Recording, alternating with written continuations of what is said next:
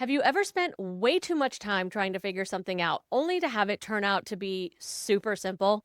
Yeah, that was me with this Trello trick. So I've done all the overcomplicating for us, and I'm just going to show you the solution right here. So if you are a part of my Trello Tuesdays newsletter, then you already knew this was coming. If you aren't getting that newsletter and you want to, I'll make sure that there is a link in the description and maybe up above as well so that you can go and get on that list right away. What I'm going to be showing you is how to trigger an automation in Trello when you @mention someone in the comments. But before we dive into this, make sure you like this video, subscribe to the channel if you haven't already, and ring that notification bell so that you never miss a tutorial or upload. All right, so let's get into it. Okay, so I am not going to take you down the rabbit hole that I went down trying to figure this out. I'm just going to take you straight to the solution. But you're going to want to stick around to the end because I'm going to show you an example and we'll do a test here so that you can see exactly how this works in a practical real world setting. The example that we're going to use here is when you @mention someone in the comments on a card, it's going to basically create a mirrored card on their board for easy visibility. Okay, so let's go ahead and build that automation. We're going to come in here to rules, and this is just going to be a standard rule. And then we're going to add our trigger. And this right here, this is the whole thing that took me forever to figure out. We're going to come here to card content. So this is referring to the name of the card, the description, the comments, things like that. We're going to go to the second option here, when a comment, and we'll get to this guy in a second. Turns out he's the key, is posted to a card. And then we have our typical conditional options we can do with filters and things like that. So here's the whole key to it. It is so simple. You're going to come here to this little totally nondescript icon. You're going to click on it. You're going to come here to these options and say containing.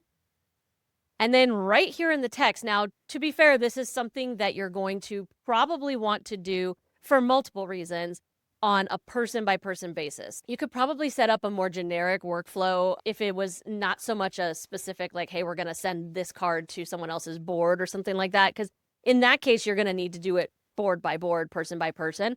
But let's just say we were doing something more generic, like saying when anybody is mentioned in the comments on a card to do XYZ, add a certain label or something like that, then you probably could generalize it all into one automation workflow. But if you're using this in the case of, hey, when I mention this person, send the card to them, then you're going to need to do this person by person anyway. So you're going to come in here and you're going to type that symbol, and then you're just going to type in that person's handle. And so this is where it's very important. It's not about what their full name is, it's how their handle is written. So you guys see here on the channel, I include my middle initial a lot of the time, but when I was setting this up and creating my handle, I didn't do that. So I need to make sure that I don't include that L in the middle here. If I did, then this wouldn't trigger. So it's very important because unlike in some other cases, when you are @mentioning someone on the card, it will start to give you the options. It won't do that here because it's not technically recognizing that we're doing an @mention here. So it's not going to auto-populate or give you suggestions or anything like that. So this has to be exact.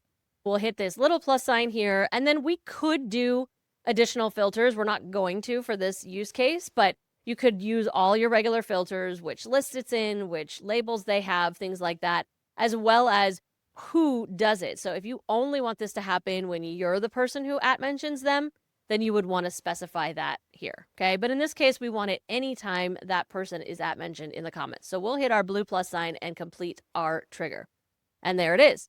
So now to build out the rest of the automation, I'm not going to talk this through a ton because the rest of this, honestly, it's going to look complicated and is not really the point of this tutorial. So if you want me to dive into the rest of this a little bit more in a future video, let me know in the comments and I am happy to do that.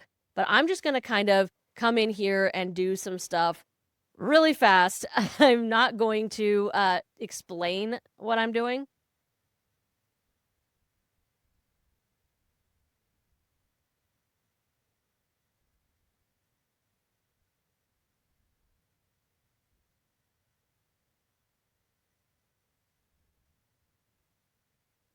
Okay, so our automation is set up now, so we are going to test this theory. So we're going to come into our test card here, and I am going to @mention myself. First, let's go over to the board where we intend this to show up and show that here on the today list, there are no cards right now that are called test card. So that's how we'll know that the exact right card is coming over. I'm going to go ahead and @mention myself. And as you can see here, like I was describing earlier, it's suggesting me now because it's recognizing the @mention in this moment. So I'm going to go ahead and click that. And it doesn't really matter what I say, but because I built into the automation that the description is going to match what the comments say, I'm going to put something there. So I'm going to say test comment for, I don't know, testing purposes. Wow, that is really not creative. And I'm going to hit save. Okay. And then what should be happening is that this card will now appear over on our test to-do list.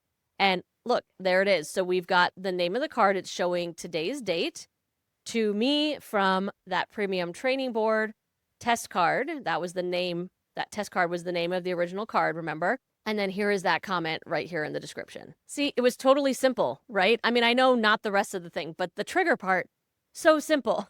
It's funny how we tend to overcomplicate things, isn't it? I would love to know, is there something in Trello that you have overcomplicated? Whether you've figured it out already or it's still on your list of things to figure out, or maybe ask someone like me. Let me know in the comments. The online tools for your business do not need to be complicated and overwhelming. It's time to let it be easy. I hope that you liked that video, and more importantly, that you found it helpful. And if you did, I hope you'll consider subscribing to the channel and sharing it with a fellow solopreneur. And make sure that you check out the description for links for how we can connect and maybe even work together.